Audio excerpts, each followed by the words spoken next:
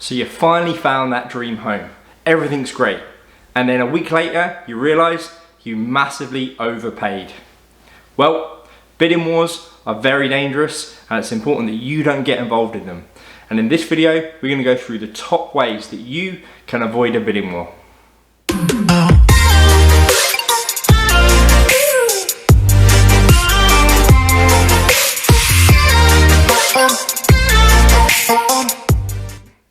So the absolute best way to avoid a bidding war is to actually understand in the first place what that home is worth. Your agent needs to do a full CMA for you. This, guys, this is non-negotiable. If you're not working with an agent that's doing this for you, you need to find another agent. A CMA stands for a comparative market analysis. And what your agent should do, and what the CMA will allow you to understand, is what all of the other recent sales in the area that was similar to the home that you're interested in, what they actually sold for. Now, a CMA is so important, and there are so many reasons for this. I mean, one of them that absolutely springs to mind is the appraisal. So if you overbid for a property, then you'll find yourself in a position where the appraisal value isn't going to match your bid anyway. And if you're using a lender to help you get that property, then you're going to run into trouble down the line. So you should absolutely be doing a full CMA that will help you understand what the home is worth, and it will allow you to set a ceiling of what you're prepared to pay for that home. And then if there are bids that are higher than that, just tap out. It's not worth it. Walk away. You need to be thinking logically, not emotionally. Let the numbers speak for themselves. Understand what that home is worth, and do not go over it. Do not become emotionally attached to any home. It's just not worth it, guys. Do a CMA, and that will take care of so many issues down the road. The next best way that you can avoid a bidding war is to consider homes that have been on the market for a longer period of time.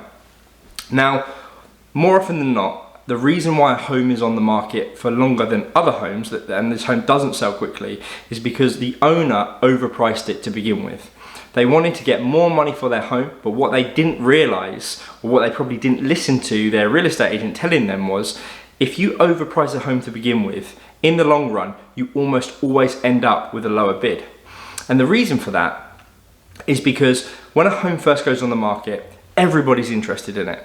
It's at the top of the search results, everybody's interested in it, everyone wants to see this home. However, then, as the initial interest starts to fade because the home was overpriced, the homeowner ends up with a lot less buyers interested in buying their home. Then they have no choice but to drop the price to what it should have been, but now they're still in a position where there's a lot less interest in their home for two reasons. One, prospective buyers think there's something wrong with the home because it hasn't sold yet.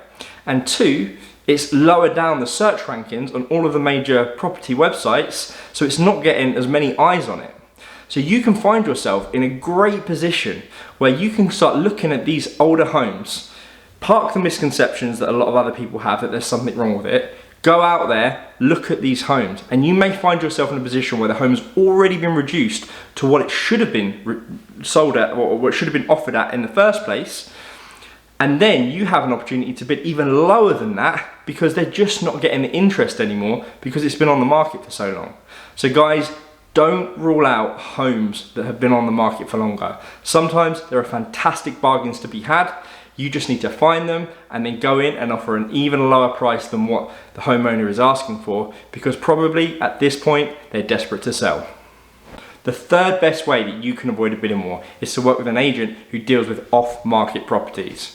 So what I mean by this is, for example, myself and my team, every day we're actively prospecting. We're picking up the phone, we're speaking to local residents, and we're trying to find those properties and those homeowners that are thinking about selling before they actually list their homes. And then we're able to introduce our buyers to these homeowners and make a deal before the competition really hots up. So speak to your agent, see if they're dealing with off-market properties. They're not always easy to find, but if you're working with the right agent, you may just be able to grab yourself a bargain. So the fourth best way that you can avoid a bidding war is to make sure that your real estate agent is speaking with the listing agent. It kind of sounds like a given, right? Wrong. What you'll find is a lot of agents, they don't even pick up the phone for the listing agents. All they do is they put a bid in. You want to make sure that you're working with an agent that actually cares about you, that's going to go the extra mile to see if there's a way that you can work your offer to get in over and above the rest of the competition. So what I mean by this is your agent should be speaking to the listing agent and understanding what are the motivations of the seller. Is it just about price? Is it about time? Can you change your offer in a way that complements their timescale? Or is there an issue potentially with a contingency? Is there something that you could waive that won't affect you negatively, but will improve your offer and really play to what the seller's looking for? So make sure that your real estate agent is speaking to the listing agent and looking for any angle possible so that you can shape your offer in a way that it's going to stand out over and above the competition. The next way to avoid those bidding wars is to make your offer stand out above everybody else's by making sure that you've got the cleanest contract. Now, what I mean by this is remove as many unnecessary contingencies as you possibly can. An example of one of the contingencies that can really kill an offer is a contingency that you need to sell your home before you can actually finalize the deal. Those types of things you really want to remove. Do whatever you can before you put that offer in to remove these unnecessary contingencies. Now, when I say unnecessary contingencies, there are some contingencies that you absolutely should not waive, okay? And that also goes for the home inspection. In a low inventory market, I see it all the time. I see buyers waiving their entire inspection. Guys, don't do this. It's just not worth it. If you're not going to get that home with an inspection, it's not the right home, because you're almost always going to regret it in the long run, because you're going to come across something that would have come up in the inspection. So keep that contract clean, remove as many unnecessary contingencies as you can, but do not remove the inspection. So the next way that you can avoid a bidding war is to try and get in for a showing on that home before the open house. Now, this isn't always possible, but sometimes some homeowners do allow it. If you can get in there before the open house and you can have a look around and you know that this home is the one for you, you can actually make an offer before the open house, and you can put an expiration of that offer, an expiration date of that offer before the open house. And what you're doing at this point is you are forcing the seller to acknowledge your offer and see whether they want to take it or they want to leave it. Now, I would suggest that you only do this if you're prepared to walk away from that home, okay? Because if they turn around and then they say, no, we're not going to accept that, and then you still make an offer at a later date, it could be accepted, but you've lost a lot of credibility there. So this one, you're playing with fire a little bit, but if you execute it in the right way, and that seller, and you make the offer good enough that that seller feels like they're not going to get an offer, or potentially not get an offer quite that good in the open house, it can work very effectively. But again, I repeat, be prepared to walk away. If you're not, then you lose credibility and leverage, so just bear that in mind. Another way that you can avoid a bidding war is to use something called a price escalation clause. Now, please listen to me when I say this. Use the price escalation clause with caution. You should only be using it if your real estate agent is really good at what they do and they know how to use it. The way that the price escalation clauses works is, if for example there was a home on the market for $300,000, but you think that potentially other buyers are going to overbid on that home, you could make an offer for $300,000, but you could put a price escalation clause in up to $330,000 to say if other bids come in over and above $300,000, you will exceed their bid by $5,000, for example, all the way up to $330,000. Now, this sounds great, right? You don't have to bid the 330, and it feels like you've got the best of both worlds. But this can work against you. And the reason why it can work against you is, let's think of a scenario where the home goes on the market and no bids come in for that home. And you have bid $300,000 with a price escalation clause of $330,000. Well, you've just shown your hand.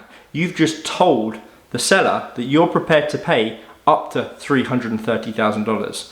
And at this point, even if the seller hasn't received bids up to that value, they can reject your offer and turn around with a counter offer and say that they're prepared to sell you the home for $330,000 because they know that that's what you're prepared to pay for it. And at this point, it very much becomes who wants it more. Does the seller want it more? Are they prepared to accept your 300, or do you want it more and you're going to have to pay the 330? So if you're going to use a price escalation clause, I would strongly advise that you be prepared to walk away from the deal in case you find yourself in that position. Otherwise, this can play into the seller's hand and you can end up paying even more for a home than what you expected to. So the next way that you can avoid a bidding war, and honestly, this probably isn't going to help most of the time, but it can't hurt, and you just need to find that right seller, and it can work, is write a handwritten letter. Don't just write a handwritten letter. Look up the details of the seller wherever you can on social media, on LinkedIn, and just see if you can find something that relates to them. Maybe they went to the same college as you. Maybe they've got children the same age as you, or they had children the same age as your children.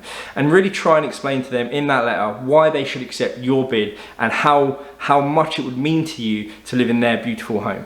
Now, like I say, a lot of the time this won't work, but it does work sometimes. If you end up making a bid which is on par with another buyer, then they're far more likely to accept your offer because you reached out to them and you showed them that you were a human and they were able to relate to you. So you've got nothing to lose, guys. Write that handwritten letter. And then the final way that you can avoid a bidding war, the final thing that you can do is be a backup offer. Now, obviously this isn't ideal. Of course you want to be the main offer, but this goes back to the very first point that we spoke about, and that is you need to understand the value of that home. You need to set a ceiling for the bid and make sure that you don't go over that. And so if you find yourself in a position where you've been outbid by somebody else, you know what? There's a good chance that the deal could fall through. A low appraisal could come in, or something could go wrong and you could be the backup offer at a lower bid, and then you could find yourself in a position where the listing agent is coming back to you and asking you if you still want that home. So don't rule out being a backup offer, because sometimes you can find yourself in a position where you do end up with the home that you wanted. You just need to wait a little bit longer. Okay guys, so they are the top ways that you can avoid a bidding war. I hope this video was helpful. If you've got any questions, drop me a comment or send me a message and I'll get right back to you.